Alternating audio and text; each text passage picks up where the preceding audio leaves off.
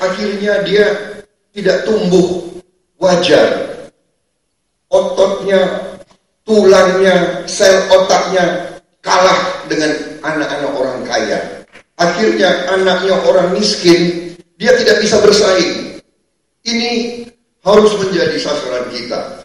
Salah satu alat demokratisasi di negara-negara lain adalah memberi makan siang di sekolah-sekolah dasar. Apakah kita mampu dengan impian ini? Nah, karena itu Bapak-bapak sekalian, selalu saya kembali ke masalah yang utama. Kita harus menyelamatkan kekayaan nasional Indonesia supaya tidak bocor terus-menerus.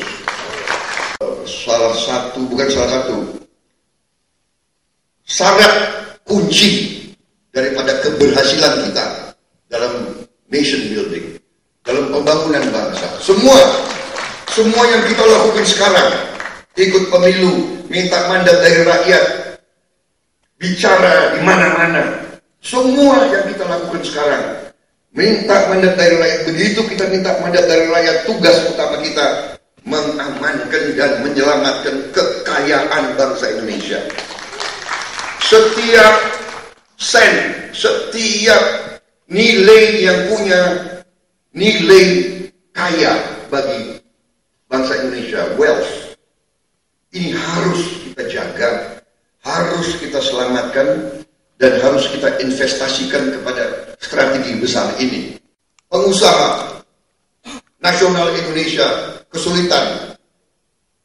Kalau kita cenderung senang melihat orang susah, rame-rame kita ikut.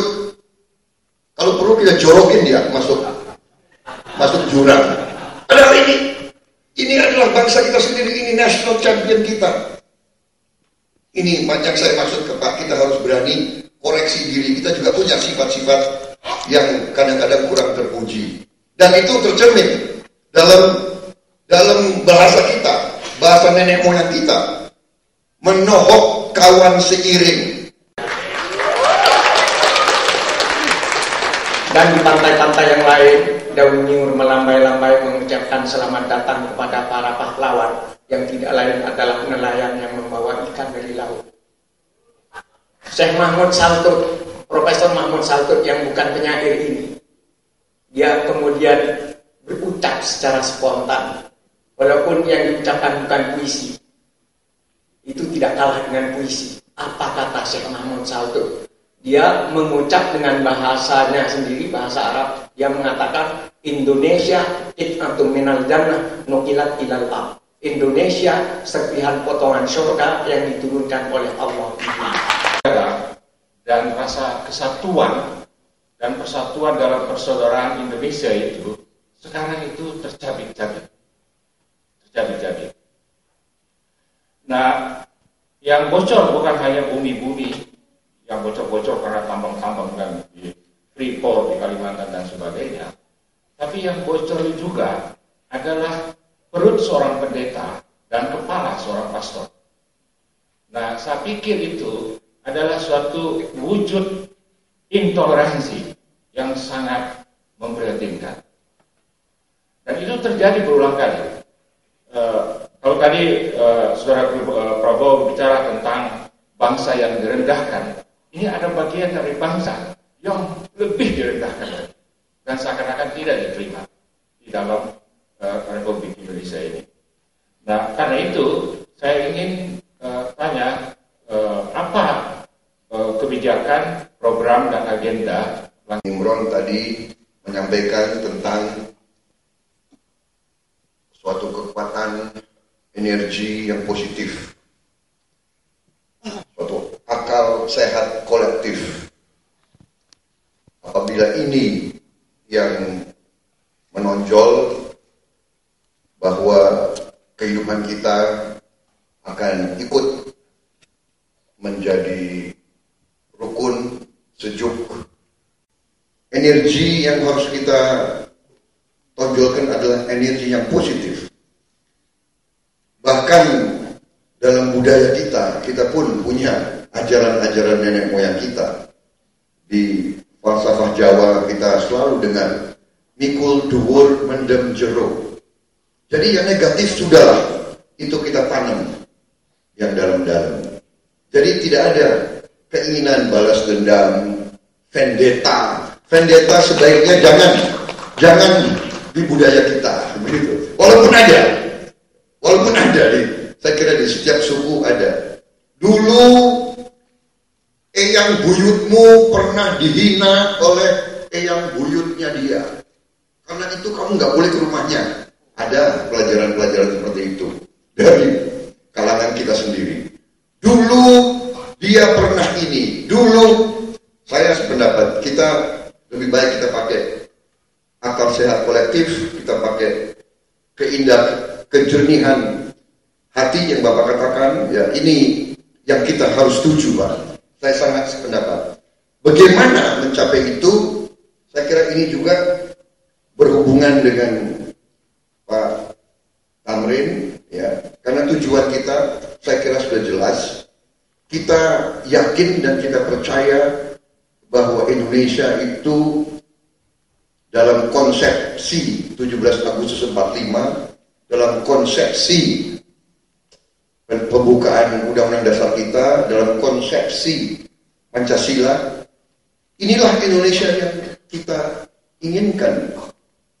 Kita hidup rukun antara semua agama dan semua suku dan semua ras, semua budaya, kita saling menghormati, kita saling mengapresiasi budaya kita masing-masing tanpa rasa benci dan rasa dengki. Tetapi kita juga harus realistis. Rasa benci dan rasa dengki adalah bagian dari manusia.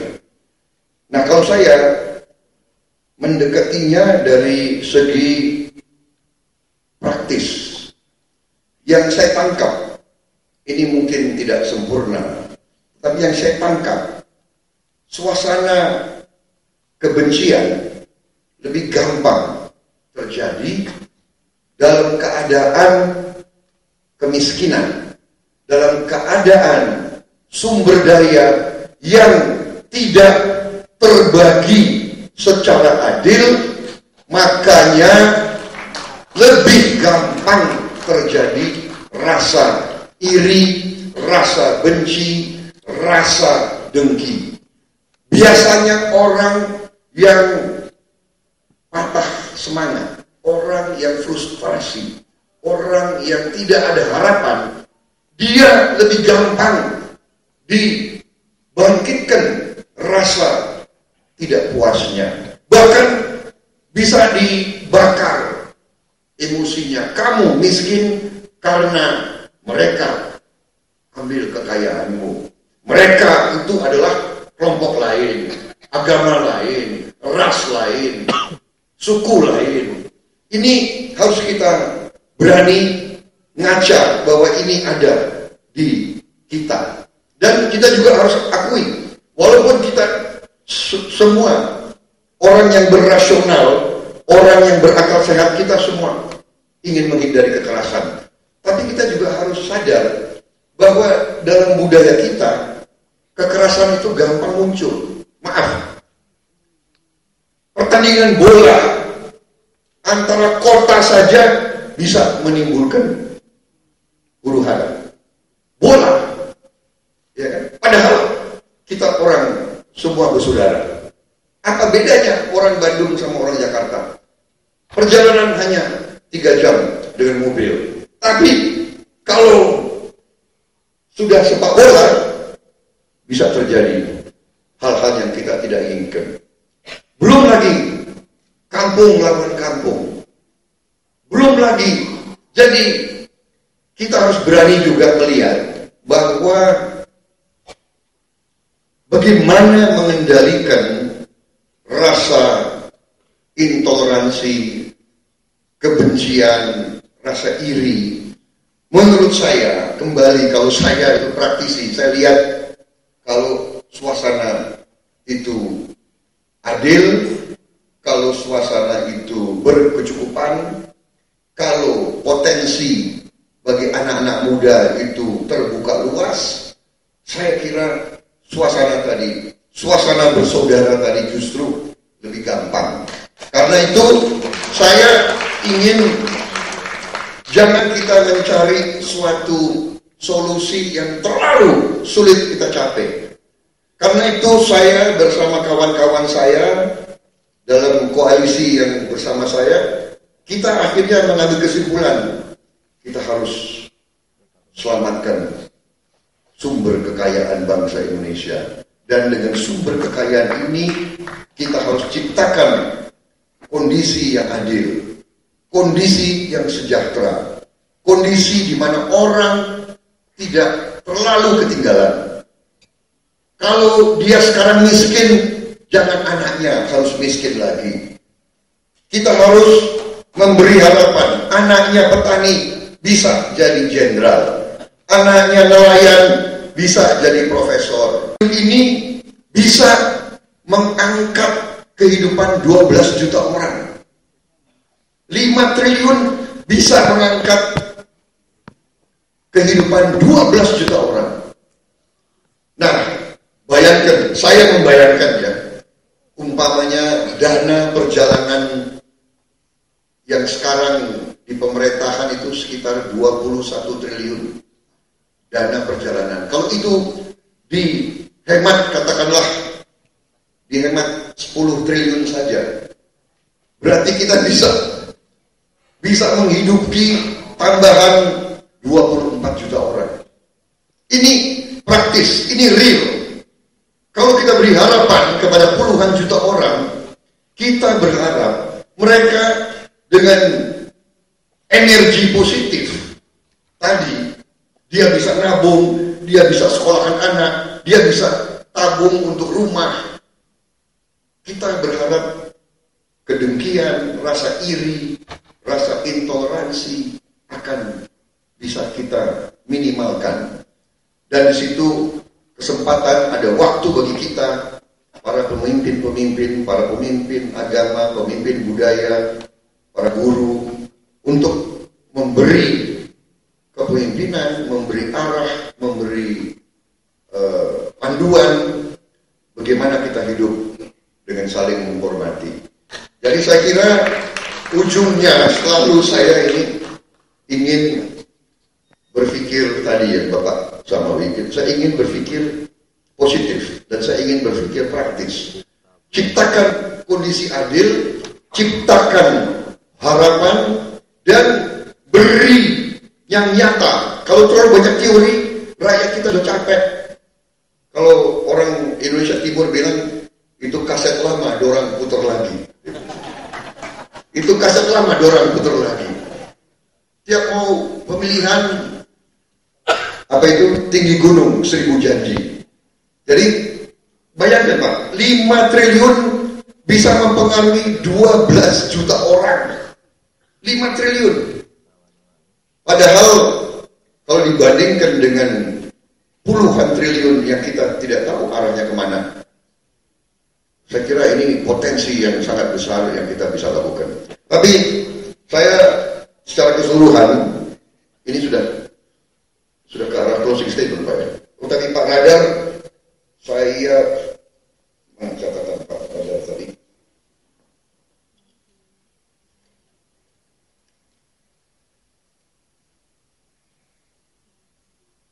Banyak catatan ini. Pak Radar mengatakan masih kalah kita sebagai bangsa. Pak Radar, justru itu kita sekarang harus bangkitkan rasa tekad kita bahwa kita harus berhenti sebagai bangsa yang kalah. Dari hal-hal yang kecil kita harus mulai berjuang untuk menang. Kita harus menjadi tuan di negeri kita sendiri. Kita harus bangga dengan budaya kita, bangga dengan bahasa kita, bangga dengan pakaian nasional kita, bangga dengan semua seni budaya dari semua suku dan semua daerah kita. Dengan demikian mulai kita tunjukkan bahwa kita tidak merasa rendah diri, Kita bangga. Saya tidak malu pakai kopiah. Saya tidak malu pakai peci. Saya bangga pakai peci. Dan saya akan pakai peci sebagai rasa kebanggaan saya. Sebagai contoh, saya belum berani kalau saya muncul di acara umum pakai sarung. Tapi banyak ulama besar kita pakai sarung. Kenapa? Ini budaya dia di daerah-daerah dia. Saya optimis, para dan sedikit demi sedikit kita sudah mulai tunjukkan bahwa kita bisa bersaing dengan bangsa lain. Selalu akan ada perlawanan terhadap etikat baik. Itu saya rasakan. Waktu dulu sekian tahun yang lalu saya canangkan bendera merah putih harus berkibar di puncak tertinggi dunia. Saya diajak, dibilang oh itu program gila Prabowo. Padahal saya maksudnya adalah jangan sampai negara 200, waktu itu masih 210 juta. Negara 200 juta kita kalah dengan bangsa lain. Itu maksud saya. Karena kalau sudah budaya kalah, sepak bola kalah. Dulu Asian Games kita sangat menonjol. Asian Games Bung Karno berani menyelenggarakan. Sekarang SEA Games saja kita sudah nomor berapa? Ya. Jadi dari hal-hal semacam ini kita kembalikan. Kita bukan bangsa kalah, kita mampu menjadi tuan di rumah kita sendiri, dan kita berharap melalui sarana budaya, melalui sarana seni, antara lain sebagai contoh film. Film ini sangat penting. Kenapa tidak ada film tentang hari-hari proklamasi 17 Agustus? Itu heroik. Kenapa tidak ada film tentang 10 November? Peristiwa 10 November adalah peristiwa heroik. Bagaimana rakyat Surabaya menjawab ultimatum dari bangsa Inggris, pemenang Perang Dunia Kedua. Bayangkan, Inggris baru menang Perang Dunia Kedua. Ingat, ini adalah 10 November 1945.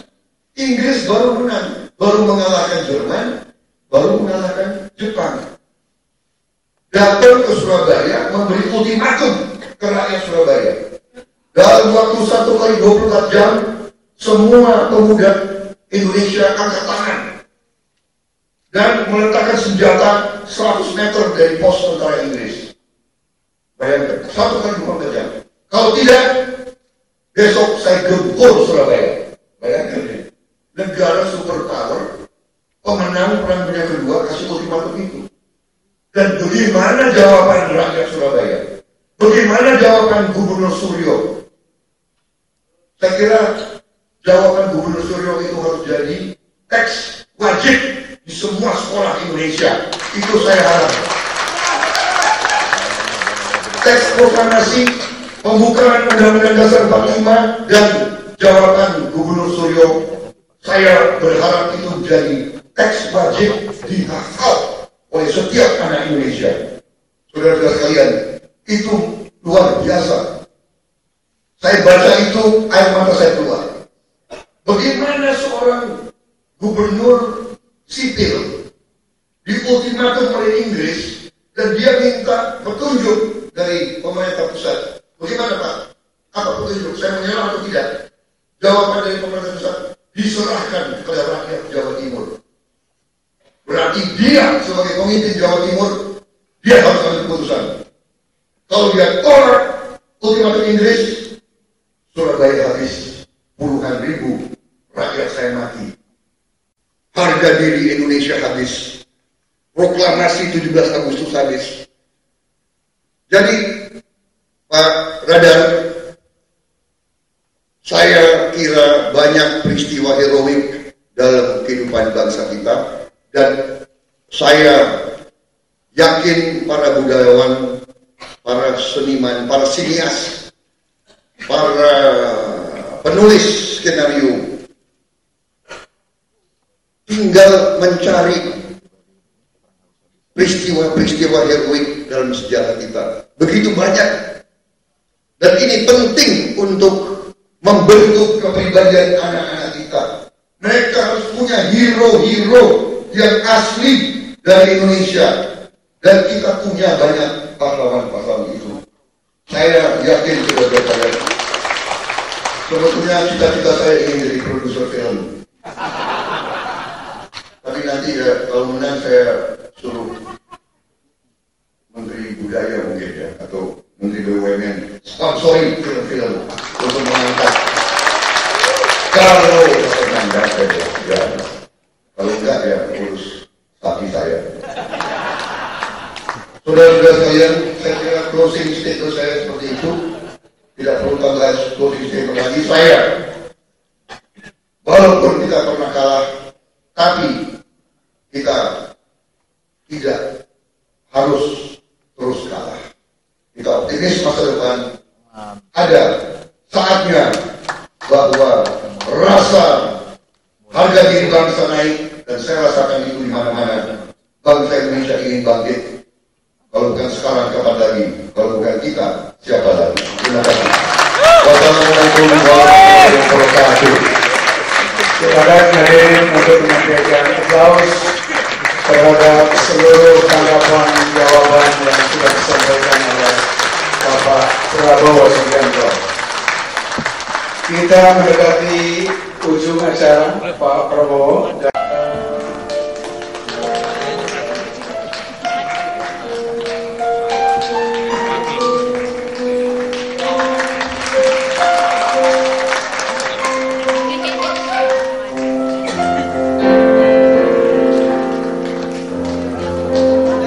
Selayaknya tidak menanggalkan direduksi menjadi objek kekuasaan, menjadi tombol-tombol kekuasaan. Kita harus percaya jalan kebudayaan, humanisasi. Terima kasih. Sekian. Wassalamualaikum warahmatullahi wabarakatuh.